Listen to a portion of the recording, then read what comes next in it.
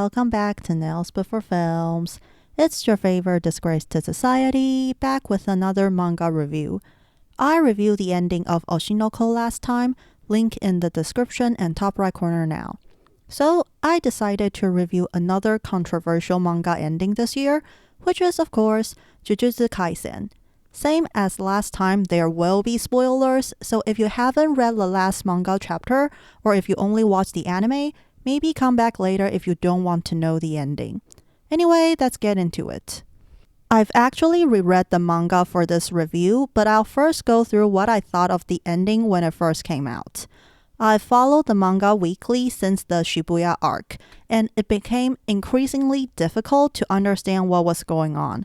The whole calling game felt like a blur to me. I completely forgot about its purpose by the time they started fighting Sukuna. A lot of things happened way too quickly. You haven't fully understood what happened, but the story already moved on to the next thing. The part about Fushiguro's sister feels very rushed, and so is Kenjaku's defeat. Both of these events made me go, wait, that's it? It's over? We're moving on already? Another issue that slowly made me lose interest in JJK was that the later fights had way too many word descriptions. You were basically reading the fights. Most of the dialogue and descriptions were just the author trying to explain the fights to the readers.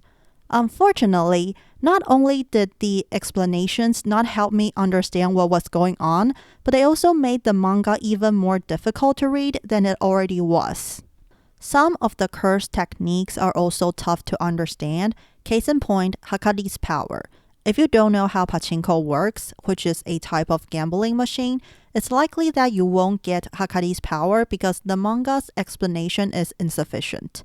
It didn't help that the fights became formulaic. If a person is said to be strong, he or she gets defeated in the next chapter. It's honestly comedic how this formula is used for everyone in the final Sukuna fight. It appeared that the author was just making stuff up to make the fights happen and justifying them after the fact. Eventually, I stopped caring. I was like, whatever you say, Gege, you do you, I guess. For me, that's even worse than being angry. I just don't care anymore.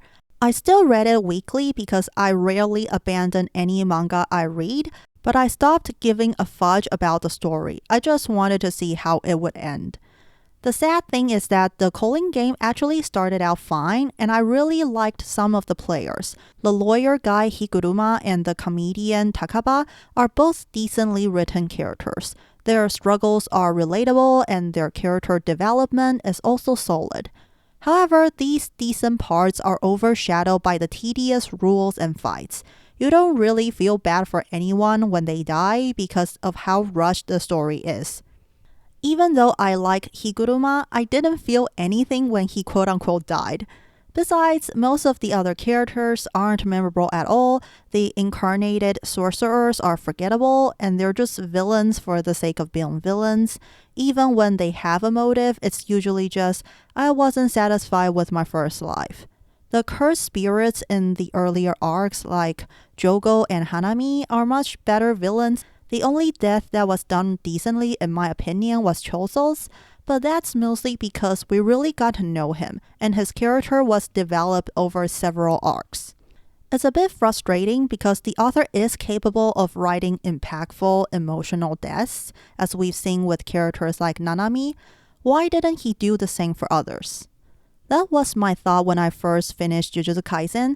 I just stopped caring, it is what it is. So did my opinions change after rereading the manga? Yes and no. Yes, in the sense that I could understand what happened in the story much better. It became easier to follow. No, in the sense that it still feels incomplete, rushed, and raises more problems. Ultimately, understanding the story better did not make me care about it more. Some issues like Fushiguro's sister and Kenjaku's defeat being rushed still exist. I also noticed some problems that I previously forgot, like how Hakari's fight with Uraume is completely neglected. We only got a glimpse of it. After rereading, I remembered the purpose of the calling game and Kenjaku's motive. He thinks it'd be fun to see what would happen if Tengen merges with humans. To be honest, I find this to be a bit disappointing. After all of the careful and convoluted planning in the beginning, Kenjaku's reason is just, it's fun, lol. Not that there's anything wrong with this, but I just feel like it's somewhat similar to Sukuna's character who just does what he wants because he can. Neither of them has any ideal they want to achieve, and it's a bit boring that the two final bosses of Jujutsu Kaisen are both like this. Don't get me wrong, what Kenjaku does is interesting and it's understandable why he's curious, but we don't know enough about him to justify this insatiable curiosity. As I said before, I think the cursed spirits in the earlier arcs are better villains. Even Geto is better. I do like the comedy bit of Kenjaku and Takaba. It's a creative and fun fight that doesn't need too much explaining. But Kenjaku getting one shot by Yuta feels pretty rushed and anticlimactic. Rereading the manga also reminded me how useless Fushiguro is in the final fight. Dude, I get it. You're sad that your sister's dead and you think you killed her. But your friends are dying out there. Pull yourself together, you brat. The last thing I want to discuss is the moment where Jujutsu Kaisen went to heck for many fans, which is of course Gojo's death. I am not a Gojo fan. He's not even in my top 5 favorite JJK characters, so I don't really care if he dies or not. Besides, it's extremely foreseeable that he's gonna die. The only way the Gojo versus Sukuna fight is going to end is either Gojo or Sukuna dies. And it sure as heck wasn't gonna be Sukuna because how else could the other characters contribute? That being said, was Gojo's death handled well? Heck no. I can completely understand why Gojo fans are furious about the way he was killed off. It's very rushed and the afterlife scene undoes his character. In the end, Gojo is just a selfish weirdo who lives only to satisfy himself. But I thought the whole point of his character is Gojo learns to be selfless. After losing his best friend, he realized that he couldn't change the world by himself, so he chose to be a teacher. Despite his bratty behavior, Gojo cares about others. That's why he helped Yuta and Yuji instead of just killing them. Although he sucks at teaching, he cares deeply about his students. So how come he only lives to satisfy himself? That's not the Gojo Satoru we know. And he barely mentions his students in the afterlife part. He's mostly talking about how strong Sukuna is and how sorry he is for not bringing out his full power. Like, seriously? You're not worried about your students at all? I find it funny how badly Gojo's character was assassinated when he died.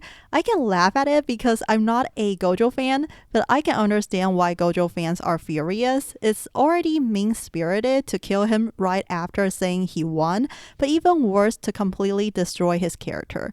Gege really has no love for Gojo. It seems like he doesn't even want people to feel sad for Gojo, so he kills him off in a rushed and out-of-character way. Even the fight itself ended abruptly. After the toe-to-toe fight where both Sukuna and Gojo competed physically and intellectually, it's disappointing that the fight ended with one shot, an extremely overpowered one shot. It's completely BS how Gojo said Sukuna could have won without Megumi's shadow technique. How else could he overcome your infinity? I think the author remedied Gojo's character slightly in the later chapters with the flashbacks of him and his students, showing us the positive influences he left on them. However, I still believe it'd be better if the students were at least mentioned in the afterlife scene. Just have Nanami or Geto ask him, what about your students? Aren't you worried about them? Gojo could say something like he's worried, but he believes they will be fine without him, and that his only regret is not being able to teach them more. Something like that would at least make the afterlife scene more tolerable. One of the reasons why a lot of people like JJK, including myself, is the characters. JJK has some great characterizations. Most of the characters are decently written, at least in the beginning. However, the character developments are mostly gone in the end, overshadowed by the tedious fights or rushed. For example, our protagonist, Itatori Yuji. I get his journey from being a naive, happy-go-lucky guy to borderline suicidal. this part makes sense, but I don't get how he forgives himself and Sukuna in the end, even offering Sukuna to start again together. How? You were ready to get yourself killed to get rid of Sukuna. Why are you giving him a second chance all of a sudden? Did you forget all of the people he killed through your body? Look, I'm happy that Yuji survived. I even think giving Sukuna a second chance isn't that out of character, but you had to show us how he got there. What happened that changed Yuji's mindset? You have to give us something. That's basically my thoughts on the ending of Jujutsu Kaisen. I honestly didn't care about whatever happened anymore because I didn't understand what was going on anymore. Personally, indifference is worse than being angry, and it's sad how the messy second half of JJK made me forget what I liked about it in the first place. Honestly, it feels like the author is tired of JJK and just wants to end it. Even the drawing became rough in the later chapters. Maybe Gege is physically and or mentally unwell, who knows? But I have to say that the author is surprisingly merciful. Only 3 people died in the Sukuna fight, which were Gojo, Kashimo, and Choso. Out of these 3, Choso is the only one I really feel bad about. Sadly, JJK felt like it was being cancelled because of how rushed the ending was, which is a shame because the author could have ended it properly due to how popular JJK is. Some people think the author hates the fans and just wants to upset people. I don't know about that, but it certainly feels like he wanted to end JJK as soon as possible. Maybe the anime could salvage this, but for now, I don't really care about JJK anymore. Because of how incomplete the story feels right now, some fans are speculating that there will be a second part. I honestly don't care if there is. I'll read it if it comes out, but I won't be buying any more JJK manga or merch as of now. Hope you guys like my review and nails. I did the most important event in Jujutsu Kaisen. This is how everything started. Yuji eating Sukuna's finger. This is Gojo's past arc where he says he alone is the honor one. This is the prison realm from the Shibuya arc. This is Kogane from the Calling game. And this is the final fight with Sukuna. It was fun to make the 3D charms, and I think I did a pretty good job. As always, like, subscribe, hit that notification, comment, share, do what you want. Follow me on other social media if you like. Links are in the description. Keep nailing it and don't be as useless as Megumi, people.